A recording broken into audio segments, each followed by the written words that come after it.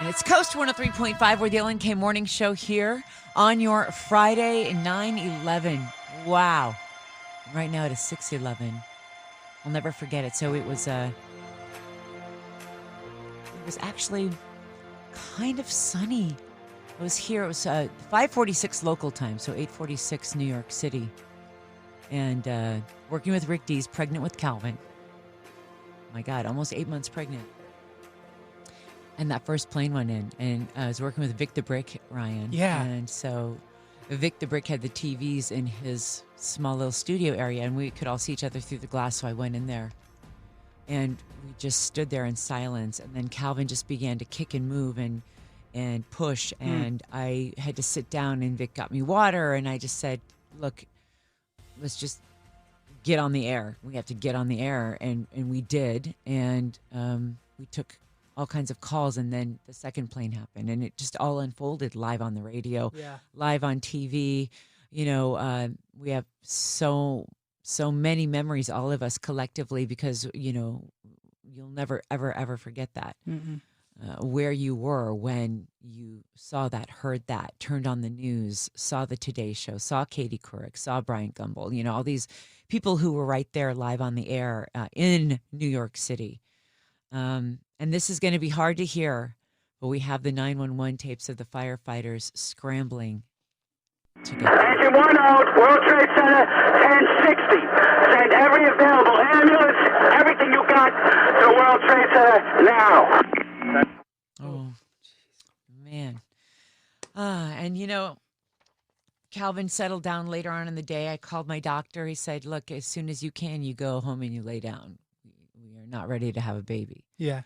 And it's stress. It's stress. So that's what I did. So wow, and he said, don't watch TV. The stress of that day for you transferred to Calvin in your tummy. Wow. And here's another thing. I was thinking about this morning when I got up. I'm like, oh my God, our 2011 babies are now the 2020 high school grads, the COVID grads. Oh yeah, the 2001 babies. Yeah, totally. The 2001 babies. Sorry, yeah. Gosh. So the 2001 babies are now the 2020 high school grads, and born into that atmosphere and graduating high school in this atmosphere. Yep. These kids have been a lot through their lives in only 18 years. Yep. And then, you know, that's when Christmas music was born on Coast, because everyone was just so sad. Nobody knew what to do.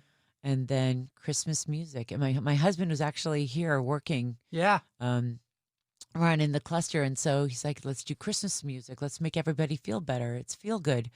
And now we bring it to you, and we're getting ready to do it again. I need some feel good, baby. Give it to me. Give it to me. And here on 9/11, we are remembering a man, John F. Iskyan. He passed. We lost him in the 9/11 tragedy. And so a couple of years ago, we reached out and called his son, Pete Iskyan. I'm going to take you back. When we asked Pete, how you doing? I'm doing well. How are you? We're good. Look, Pete, we have the connection of all connections with you, and so we're so happy to finally come full circle, because for how long, Ryan? About a year and a half? Yeah, almost 2 years. Almost 2 years. We are getting signs from someone near and dear to you, and we believe in spirits, and we believe in guardian angels, and I know you do too. Yeah, I do have some experience with that, but I wouldn't love to know what that is. Yeah. So almost 2 years ago, I went to the 9/11 memorial, and as I was standing on the wall, and I'd been a couple other times, but I was standing there, my hand was on a name, and it was John F. Iskyan, and that was your father. Yes. I didn't think anything of it. We took a couple pictures. That name is in the background in every picture. So we walk inside the museum. There's the room with all of the photos.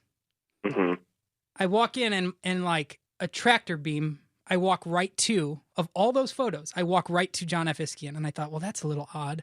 Of all the names of all the photos, there I am. Right. From that room, we went into the room that plays the videos.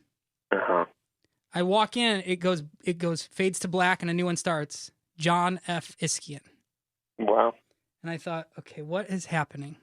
So I didn't really know what to do with that information in January 27th. Does that date mean anything to you?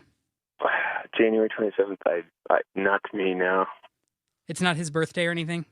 No, that'd be April 11th. Pete, my birthday is April 11th. Is it really? Yes. Wow, there's another one. There's another one. Wait, but there's more. So we were there January 27th. 3 of us, our whole show went, and there's nothing. They don't allow anything on these walls. And I was just walking the wall, and there's a yellow flower in the period of one name, the dot in one name, and it is John F. Iskyan. Wow, amazing.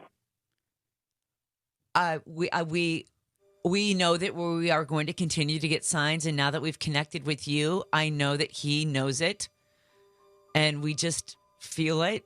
There are too many ways he's reaching out. Yeah, since 9/11 had quite a few experiences with contact. Yeah. Maybe 6-7 months after 9/11.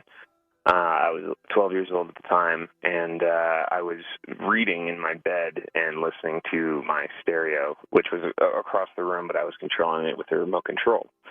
And all of a sudden, the stereo just turned up as loud as it can go. And it wasn't just like an instant click. It actually turned up. A couple months after that, my mom had a very profound experience at this clairvoyant where she was, talking to my dad through the clairvoyant, and the clairvoyant says, wait, Margaret, there's one more thing. John says, tell Pete he's sorry about the stereo. He didn't mean to scare him. And, it's always nice to know that, if there is something out there looking after us, that, it's in the positive spirit and energy that is my father, and it's kind of a nice thought. Oh, it's beautiful. Yeah. I feel blessed to have someone looking after me like that. The Ellen K. Morning Show on Coast 103.5. Here's to the ones that we got. Cheers to the wish you were here, but you're not.